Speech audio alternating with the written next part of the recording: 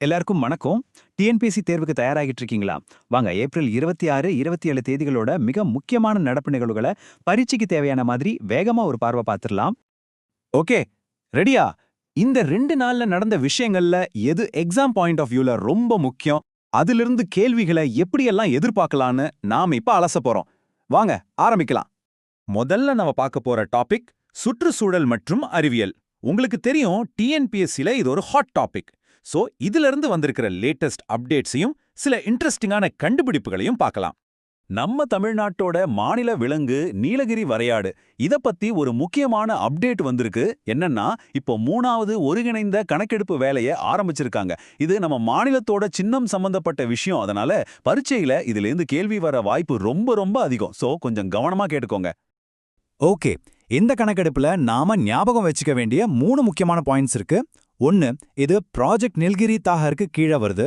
2வது, data collect பண்றதுக்காகவே வரையாடுன்னு ஒரு app use பண்றாங்க. 3வது, இது நாம மட்டும் தனியா பண்ணல, கேரளா ஃபாரஸ்ட் டிபார்ட்மெண்டோட சேர்ந்து பண்றோம். இந்த 3 பாயிண்டையும் நோட் பண்ணிக்கோங்க. அடுத்த நியூஸ் ஊட்டி பக்கம் இருந்து வருது. பைக்காரா ஏரி பத்தி நீங்க கேள்விப்பட்டிருப்பீங்க. அங்க போட்டிங் தடை பண்ணியிருந்தாங்க இல்லையா? அந்த தடையை நீக்க முடியாதுன்னு மெட்ராஸ் ஹைகோர்ட் இப்ப மறுபடியும் சொல்லியிருக்காங்க. இதுக்கு 2 காரணம் சொல்றாங்க. 1, சூழல் பாதுகாப்பு. இன்னொன்னு, அந்த பகுதி தோடர் பழங்குடி மக்களுக்கு ரொம்பவே புனிதமான ஒரு இடம். இது கொஞ்சம் கவலைப்பட வேண்டிய விஷயம். நம்ம பிச்சாவரம் மேங்க்ரோவ் காடுகள்ல இருக்கிற மீன், சிப்பி, இதுலெல்லாம் மைக்ரோ பிளாஸ்டிக் அளவு ரொம்பவே அதிகமா இருக்குன்னு ஒரு ஸ்டடி சொல்லுது. யோசிச்சு பாருங்க, இது நம்ம ஃபுட் செயின்ல கலந்துட்டா அதோட விளைவுகள் ரொம்ப மோசமா இருக்கும். சரி, ஒரு பேட் நியூஸ் பார்த்தோம். இப்போ ஒரு குட் நியூஸ். இந்தியாலேயே முதல் முறையா மும்பை கடல்ல ஒரு ரொம்பவே அரிதான கடல் நத்தைய கண்டுபிடிச்சிருக்காங்க. அதோட பேரு டிஸ்கோடோரிட் செபுயென்சிஸ். ஒரு இடத்துல இந்த மாதிரி அரிய உயிரினம் இருக்குன்னா அந்த கடல் பகுதி இன்னும் ஆரோக்கியமா இருக்குன்னு அர்த்தம். இது ஒரு நல்ல அறிகுறிதான். வாவ், இது ஒரு சயின்ஸ் ஃபிக்ஷன் நியூஸ் மாதிரியே இருக்கு. சீனா நிலாவுல இருந்து கொண்டு வந்த மண்ணுல ஒரு புதுவிதமான கனிமத்தையே கண்டுபிடிச்சிருக்காங்க. அதுக்கு பேரு சீரியம் மெக்னீசியம் சேஞ்சசைட். இதோட ஸ்பெஷாலிட்டி என்னன்னா, இது அடுத்த ஜெனரேஷன் எல்இடி டெக்னாலஜிக்கு ரொம்பவே யூஸ்ஃபுல்லா இருக்கும்னு சொல்றாங்க. பிரமாதம் இல்ல? ஓகே, சயின்ஸ்ல இருந்து இப்போ நாம பாலிசி, கவர்னன்ஸ் பக்கம் போலாம். நாடுகளுக்கு நடுவுல நடக்கிற ஒப்பந்தங்கள், முக்கியமான திட்டங்களை பத்தி பார்க்கலாம். இதுவும் எக்ஸாம்ல அடிக்கடி கேட்கிற ஏரியா தான். நம்ம இந்திய பொருளாதாரம் சம்பந்தமா ஒரு பெரிய நியூஸ். இந்தியாவுக்கும் நியூசிலாந்துக்கும் நடுவுல ஒரு ஃப்ரீ ட்ரேட் அக்ரிமெண்ட், அதாவது தடையற்ற வர்த்தக ஒப்பந்தம் கையெழுத்தாயிருக்கு. சுருக்கமா சொல்லணும்னா, 2 நாடுகளும் ஒருத்தருக்கு ஒருத்தர் பொருள் விற்கும்போது வரிய குறைச்சிக்கிறது இல்லனா முழுசா நீக்கிடுறது. இதனால பிசினஸ் பண்றது ரொம்ப ஈஸியாகிடும். இந்த அக்ரிமெண்ட்ல இருக்கிற ஹைலைட்டே இதான். நாம இந்தியால இருந்து நியூசிலாந்துக்கு அனுப்புற எல்லா பொருட்கள் மேலையும், அதாவது 100% பொருட்கள் மேலையும் இனிமே இறக்குமதி வரி கிடையாது. 0 டாக்ஸ். இது நம்ம ஏற்றுமதியாளர்களுக்கு ஒரு ஜாக்பாட் மாதிரி. அப்போ இதனால யாருக்கெல்லாம் பெரிய பெனிஃபிட்? முக்கியமா நம்ம டெக்ஸ்டைல்ஸ், அதாவது திருப்பூர் மாதிரி இடங்கள், அப்புறம் லெதர் பொருட்கள், ஆட்டோமொபைல் செக்டார், இவங்களுக்கெல்லாம் இது ஒரு பெரிய பூஸ்டா இருக்கும். ஏற்றுமதி அதிகரிக்க நிறைய வாய்ப்பு இருக்கு. இப்போ ஹெல்த் செக்டார்ல இருந்து ஒரு குட் நியூஸ். பிறந்த குழந்தைங்களுக்கு மலேரியா வந்தா அதுக்குன்னு ஸ்பெஷலா ஒரு ட்ரீட்மெண்ட் இல்லாம இருந்துச்சு.